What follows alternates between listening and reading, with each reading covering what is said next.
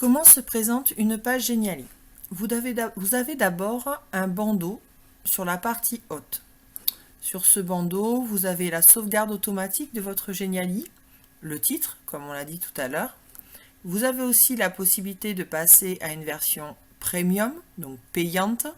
Pour autant, avec la version gratuite, nous pouvons déjà faire beaucoup de travail et donc du coup créer facilement un escape game. Ensuite, ici, vous allez pouvoir choisir des collaborateurs. Si vous êtes à plusieurs, vous allez pouvoir noter l'adresse de quelqu'un qui a un compte Geniali et l'inviter afin qu'il puisse travailler de concert avec vous sur ce Geniali. Mais attention, ce travail ne pourra se faire que de manière asynchrone, c'est-à-dire que vous ne pourrez pas travailler en même temps sur le Geniali. Ce sera toujours soit l'un, soit l'autre.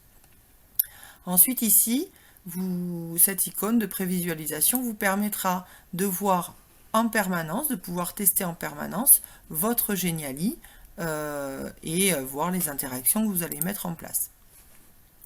Ici, l'onglet Prêt va vous permettre de partager votre travail. Dans la version gratuite, on peut le partager donc de manière publique. Choisir ou non qu'il soit réutilisable, c'est-à-dire qu'il va, si vous le mettez réutilisable, il apparaîtra ensuite dans les modèles de Geniali. Lui mettre un titre, une description si vous le choisissez. Quand vous cliquerez sur Prêt, vous obtiendrez un lien de téléchargement, un lien de visualisation que vous pourrez transmettre à toutes les personnes que vous souhaitez. En version payante, vous avez la possibilité de protéger avec un mot de passe votre Geniali. Ensuite, vous avez la petite roue crantée qui est ici, qui va vous permettre de faire des paramétrages. Important, car pour créer un escape game, vous allez devoir faire quelques petits paramétrages pour vous assurer que votre jeu fonctionne correctement. Lorsque je clique sur le paramétrage, j'ai des fonctions de visualisation à choisir. Alors, est-ce que je veux que mon Geniali soit partageable? Est-ce que je veux que l'on voit les indicateurs d'interactivité? De base, Geniali va mettre un petit icône sur toutes les zones qui seraient interactives de votre page. Pour votre escape game, dans la mesure où on va devoir amener nos élèves à chercher quelque chose, il va être important de désactiver cette fonctionnalité. On veut qu'il puisse être en plein écran. On veut peut-être aussi que certains éléments que l'on n'aura pas bloqués puissent être en mouvement. Donc on va valider le glissement des éléments. On peut aussi faire le choix que dans notre jeu, ils aient à dessiner quelque chose sur un clavier, sur un écran, parce qu'en dessous, on a mis certains éléments d'interactivité. Donc vous pouvez choisir ou non de valider cet espace. Et ensuite, cet élément va vous permettre d'avoir des éléments de navigation. Vous pouvez aussi choisir que vos étiquettes soient blanches ou noires. Ça dépend finalement un petit peu de l'univers, de la thématique que vous allez choisir dans votre jeu. La partie, si je ne vous en parle pas parce que c'est sur la partie payante. Dans la partie confidentialité, donc on va retrouver les éléments de publication. Et sur le mode designer, on n'en parlera pas. Juste élément raccourci clavier, pensez que le clic droit, copier, coller ne fonctionne pas. Donc pensez à bien retenir ces trois commandes. CTRL X, je coupe un élément.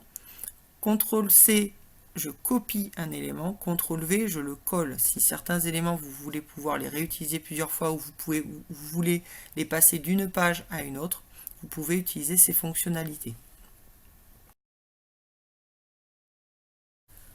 Autre zone importante dans le Geniali, c'est la zone de droite. Vous pouvez retrouver ici, là sur votre droite, une petite bande avec 3 points.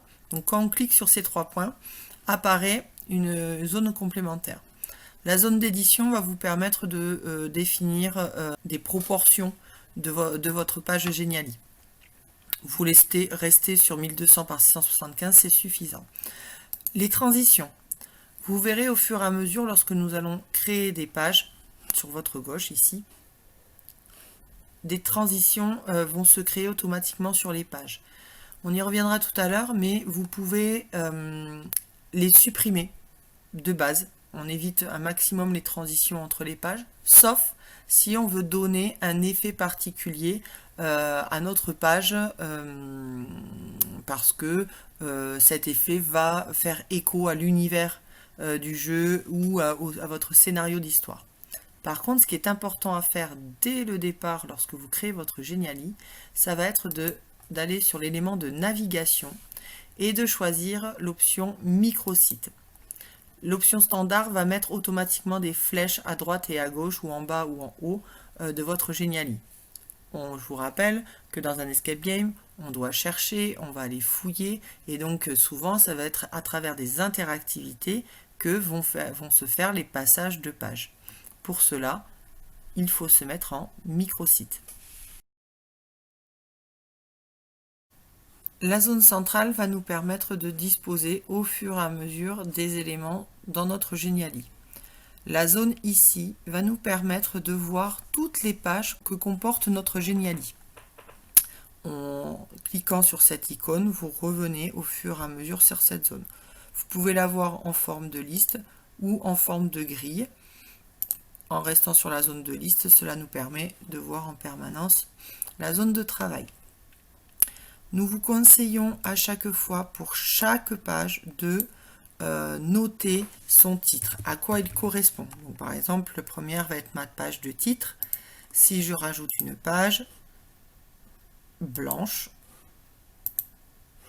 on peut estimer que ça sera peut-être la page de l'énigme principale. Pensez à bien les nommer, c'est important.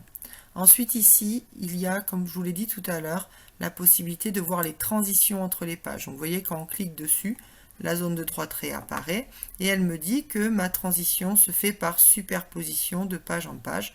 Je veux qu'il n'y en ait aucune et pour l'instant, je veux l'appliquer pour toutes les pages. Donc, automatiquement, la petite baguette magique devient grise. On peut aussi ajouter des mots de passe à des pages. Chaque page, on peut la dupliquer en cliquant sur cette icône. Donc, il nous propose le titre en copie. Et on peut aussi la supprimer. Quand elle est supprimée, on ne peut pas récupérer ce que l'on a fait.